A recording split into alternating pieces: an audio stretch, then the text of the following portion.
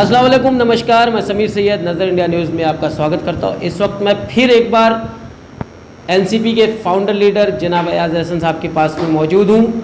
आज हम कुछ ऐसे मुद्दों पे बात करेंगे जो हमने पिछली बार भी जो है उन मुद्दों पे बात किया था, जिसका अभी तक थोड़ा फ़र्क पड़ा है, लेकिन अभी तक पूरी तरह से फ़र्क नहीं पड़ पाया है। इसी मुद्दे पे हम अयाज अहसन साहब से बात करेंगे कि मुमरा में किस तरह से जो है हॉस्पिटल के मुद्दे हैं और भी सारे मुद्दे हैं, उन पे हम बात करते हैं।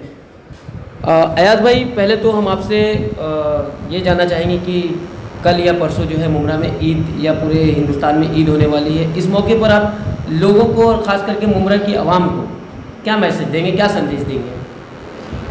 देखिए, सबसे पहले तो मैं मुमरा कौसा के तमाम लोगों को एडवांस में ईद की पुरखुलूस मुबारकबाद पेश करता हूं आपके चैनल के माध्यम से। लेकिन उसके साथ साथ एक पैगाम देने की बहुत ज़रूरत है इस वक्त मुमरा कौसा की आवाम को, कि हमारी मुमरा कौसा की आवाम मैक्सिमम जो है 86 से 88 के 96 से लेकर 98% तक जो पब्लिक है वो ईद को बड़ी सादगी से मनाने वाली है, इसका अंदाज़ा हो चुका है। लेकिन 2-3% लोग मुमरा कौसा में माहौल ख़राब करने की कोशिश कर रहे हैं, शॉपिंग के नाम पर बाहर निकल रहे हैं, सोशल डिस्टेंसिंग की परवाह नहीं कर रहे हैं। इससे बाहर की मीडिया और बाहर के लोगों को एक गलत मैसेज जाएगा। आप लोग, मैं हाथ जोड़ता हूँ, हाथ जोड़कर आप लोगों से गुजारिश करता हूँ कि आप कम से कम अभी आज और कल का दिन है ईद के लिए, आप अपनी भावनाओं को कंट्रोल करें, तमाशा न बने, बाहर न निकले, बाहर निकलकर शॉपिंग करने के नाम पर कम से कम मुसलमानों को बदनाम करने का काम न करें। क्योंकि आम मुसलमान जो है मुमरा कौसा के अंदर वो इस वक्त परेशान हाल है, वो एक दूसरे की मदद कर रहे हैं। और अगर आपको ईद ही मनाना है तो उन लोगों के घर का चूल्हा जलाइए, उन गरीब लोगों के घर पहुंचिए, उनकी मदद कीजिए जिनकी हाल बहुत ख़राब है इस वक्त, पैसों की उनके घर में तंगी है, घर में चूल्हा नहीं जल रहा है, खाना नहीं पक रहा है, रमज़ान के वक्त इफ़्तार करने के लिए जिनके पास इफ़्तारी का कोई सामान नहीं है, सहरी करने का कोई इंतज़ाम नहीं है, ऐसे लोगों के घर पर जाइए, आप उनका रोज़ा खुलवाइए, उनको सहरी करवाइए, तो आपसे अल्लाह भी राज़ी होगा और अल्लाह भी खुश होगा और आपकी जो दिली ख्वाहिशात हैं वो अल्लाह पूरी करेगा। ईद का मतलब ये नहीं कि आप नए कपड़े पहन लें, नए कपड़े पहनिए, पूरे रोज़े रखकर। ये शर्त है कि जो पूरे रोज़े रखते हैं और छोटे बच्चे हैं उनको अच्छे अच्छे कपड़े पहनकर वो बाहर निकलते हैं, खुशी मनाते हैं। लेकिन इस वक्त हमारी खुशी इसी में है कि हम एक दूसरे की परवाह करें, हम एक दूसरे की खिदमत करें, एक दूसरे के लिए हम आगे बढ़ें, एक दूसरे के लिए सहरी इफ्तार का इंतज़ाम करें, सेवइयाँ बनाएं, ईद उनके साथ मनाएं जो गरीब तबका है, जो गरीब गुरबा है, जो ईद मनाने के लिए जिनके पास पैसे नहीं, उनके घर जाइए, ईद मनाइए, उनके साथ खुशी मनाइए सोशल डिस्टेंसिंग के साथ। तो ये सबसे बड़ा तोहफ़ा होगा पूरी कौम और मिल्लत के लिए, मुसलमानों के लिए। अयाज भाई, ये तो रही ईद की मुबारकबाद और लोगों की मुमरा की आवाम के लिए संदेश, और हमारे चैनल की तरफ से और हमारी तरफ से भी यही संदेश है कि आप ईद की खुशी जो है सादगी से मनाएं और गरीब लोगों के साथ मिल के मनाएं। यही एक मुद्दा अयाज भाई ये आता है कि पिछले न्यूज़ में आपसे मैंने हॉस्पिटल के बारे में जो है मुद्दा उठाया था आपने, कि हॉस्पिटल जो नॉर्मल पेशेंट नहीं ले रहे हैं वो आज भी वहीं पर टिके हुए हैं जहाँ पे आपने छोड़ा था। तो इस बारे में आप सरकार से और यहाँ के जो भी पॉलिटिकल लीडर लोग हैं उनसे क्या आप गुजारिश करना चाहेंगे? देखिए, पिछली बार आपने मुद्दा लिया था कि हॉस्पिटल्स में की जो कंडीशन है मुमरा कौसा की बहुत ख़राब है, और मैं देख रहा हूँ उसका इम्पेक्ट पड़ रहा है, उसका असर ये हो रहा है कि कुछ हॉस्पिटल्स ने अब शुरुआत की है इसमें। ऐसा नहीं कि नहीं उस पर कार्रवाई, लेकिन जैसी होनी चाहिए वैसा नहीं है। अभी जस्ट एक केस हुआ है, मुझे पता चला है, कौसा जामा मस्जिद के जो उलेमा थे उनके साथ भी ऐसा ही हुआ है। हॉस्पिटल 13 साल की बच्ची लेकर वो भटक रहे थे, हॉस्पिटल्स वालों ने कोऑपरेट नहीं किया, उनकी जान चली गई। ये इंसानियत नाम की चीज़ नहीं है, जबकि हॉस्पिटल और डॉक्टर एक ऐसा पेशा है कि जो इंसानियत से भी ऊपर है। आप लोगों को कम से कम ये ख्याल रखना चाहिए कि कोई परेशान हाल और उसके घर में जब इतना पेशेंट की इस हद तक हालत ख़राब है तभी वो हॉस्पिटल आता है, वरना वो नॉर्मली छोटे मोटे डॉक्टर से काम चला लेता है। हॉस्पिटल में आने के बाद आप उसको इनकार क्या बेस पे करते हो? और दूसरी बात है कि मुमरा कोसा में जितने चैरिटेबल हॉस्पिटल है, क्या चैरिटी कर रहे हैं? क्या वो चैरिटेबल हॉस्पिटल लिखने का हक़ है क्या उनको? चैरिटेबल लिखते हैं लेकिन इतनी दबा के फ़ीस ले रहे हैं वो लोगों से। इस वक्त अभी मैंने कल यहाँ के हमारे आमदार का भी एक स्टेटमेंट आया है इस ताल्लुक़ से कि जो हॉस्पिटल वाले जो मनमानी कर रहे हैं, वो मुझे अच्छा लगा कि कम से कम मेरे बोलने के बाद से अब लोगों में हलचल हो गई है हॉस्पिटल के बारे में और लोगों ने ये बोलना शुरू कर दिया हॉस्पिटल के ख़िलाफ़। अभी आपने देखा होगा एक चीज़ और इशू हो रहा है मुमरा कोसा में, वो इशू ये है कि प्राइवेट पैथोलॉजी वाले प्राइवेट हॉस्पिटल के साथ एक साठगांठ कर रहे हैं।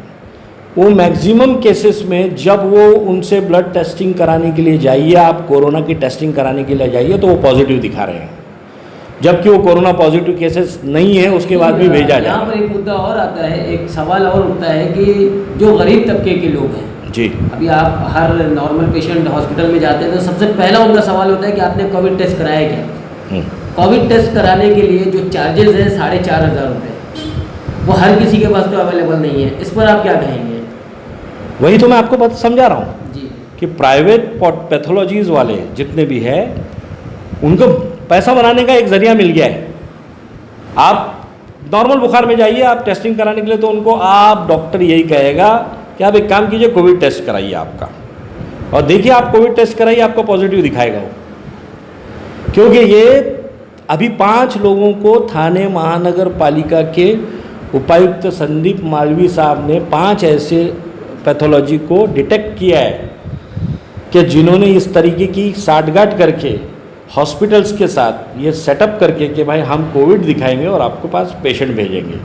तो ये भी एक रैकेट चल रहा है पूरे थाना के अंदर कि बहुत सारे लोग पॉजिटिव नहीं है लेकिन उनको पॉजिटिव दिखाया जा रहा है, मगर आपको कोविड टेस्ट कराना है तो आप महापालिका की किट से कराइए या महापालिका के हॉस्पिटल में जाके कराइए या गवर्नमेंट हॉस्पिटल में कराइए, शायद वहाँ पर आपके साथ न्याय होगा। मुझे लग रहा नहीं, प्राइवेट में ज़्यादातर केसेस ऐसी हो रहे हैं कि वो मैनिपुलेशन कर रहे हैं ज़्यादातर।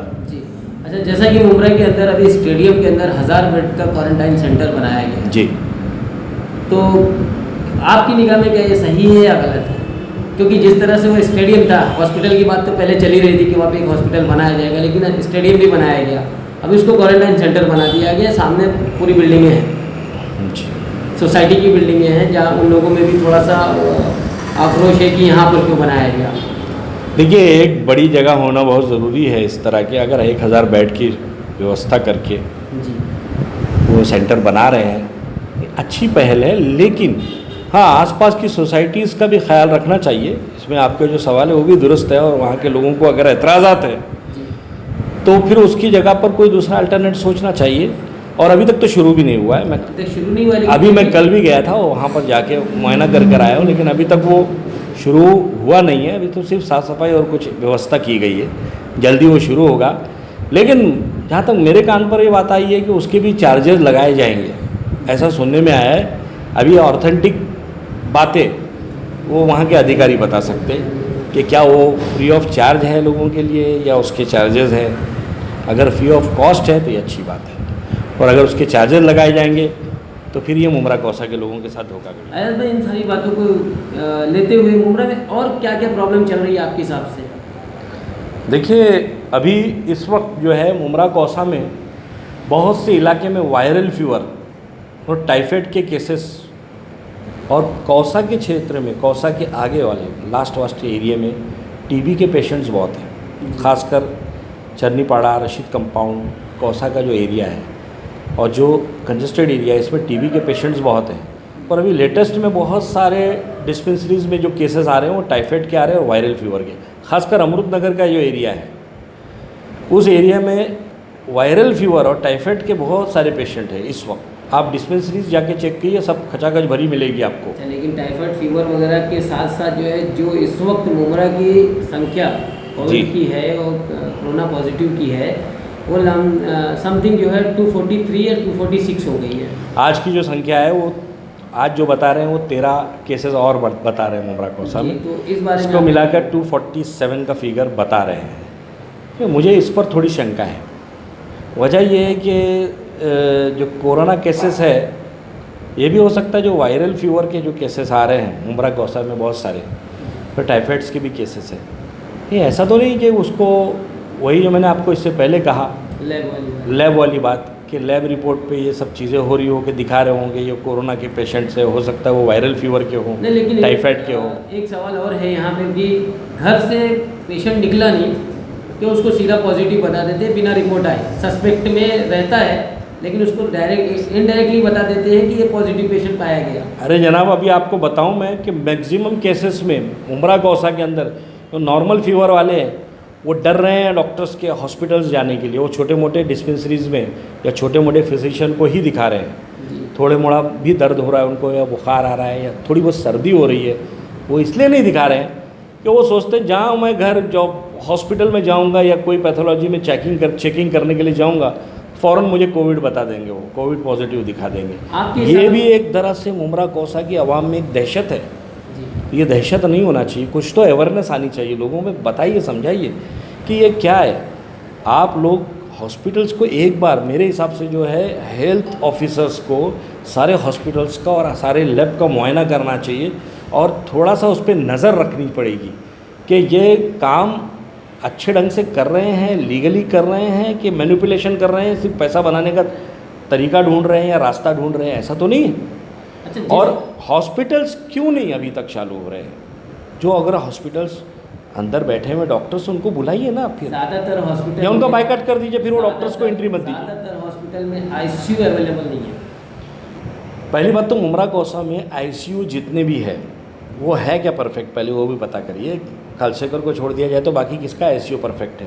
जी, अगर है भी तो उनके पास वेंटिलेटर की फैसिलिटीज़ है क्या? जितने हॉस्पिटल्स हैं उसमें मुश्किल से 2-5 वेंटिलेटर हैं। तो ये सब उसके लिए इन्होंने, अगर कॉरपोरेशन ने कालसेकर को ये ज़रिया बनाया है, कालसेकर में 70 बेड का जो उन्होंने फैसिलिटीज़ कोविड का किया है, तो वो भी फ्री नहीं है। अब वहाँ भी चार्जेस के बाकायदा चार्ट लगा दिए गए, तो फिर मतलब आम आदमी जाएगा कहाँ? अगर उसको कोविड-19 के लिए और कोरोना के लिए जब इलाज के पैसे ही देने हैं तो फिर वो ये कॉरपोरेशन ने ये 70 बेड का हॉस्पिटल लगा के क्या फ़ायदा? थाने महानगर पालिका ने सोशल डिस्टेंसिंग को लेकर के कई सारी प्रेस कॉन्फ्रेंस रखी, कई सारी प्रेस कॉन्फ्रेंस हुई कि मुमरा में सोशल डिस्टेंसिंग बनाइए और नहीं बनाएंगे तो उनके ऊपर जो है केस किया जाएगा। लेकिन आज आप देख लीजिए कि रात के 3 बजे से लेकर के दोपहर के 12 बजे तक जी पूरे मुमरा में कहीं भी सोशल डिस्टेंसिंग नहीं नज़र आ रही और इसके ऊपर जो है थाने मनपा जो है कोई कार्रवाई नहीं कर रही है। देखिए, सोशल डिस्टेंसिंग हर इंसान को करना पड़ेगा। आज का जो माहौल है, हम लोग एक दूसरे से दूर रहकर बहुत सारे काम कर सकते हैं। निकल कर बाहर भी आए तो भी लोगों से एहतियात रखें तो बहुत सारे काम हो सकते हैं। लेकिन जब कॉरपोरेशन ने एक टाइमिंग दे दिया है आपको कि इतने बजे से इतने बजे तक ही आपको शॉपिंग करनी है, सामान लेना है, तो उसी पीरियड में आप निकले और सोशल डिस्टेंसिंग के साथ सामान लेना। या आम आवाम को ये सोचना चाहिए ना कि ये जो कॉरपोरेशन ने रूल बनाया है, शासन प्रशासन ने जो तरीका बनाया है उसको आपके लिए बनाया है, उनके लिए क्या प्रॉब्लम है? पुलिस जो काम कर रही है, कॉरपोरेशन के जो ऑफिसर्स काम कर रहे हैं, वो किसके लिए काम कर रहे हैं? पब्लिक के लिए काम कर रहे हैं। अगर सोशल डिस्टेंसिंग रखकर आप उतर के अपना काम करके चले जाएँ घर पर तो उनको कोई एतराज़ नहीं है। और आप बेटाइम क्यों निकल रहे हो? जब आपका टाइम ही एक सेट हो चुका है कि आप इतने बजे से इतने बजे तक आपकी मार्केट खुली रहेगी, आपको सामान लेना है और घर चले जाना है, तो आप उसी पीरियड में उतरिए और सामान लेकर घर चले जाइए। उसके बाद निकलने की ज़रूरत क्या है? जी, में एक बार फिर जो है आपसे गुजारिश है कि मुमरा की आवाम को एक दोबारा से आप कोई मैसेज दे दें जिससे कि मुमरा की आवाम जो है आपकी बातों को जो है अपने जहन में बिठा सके।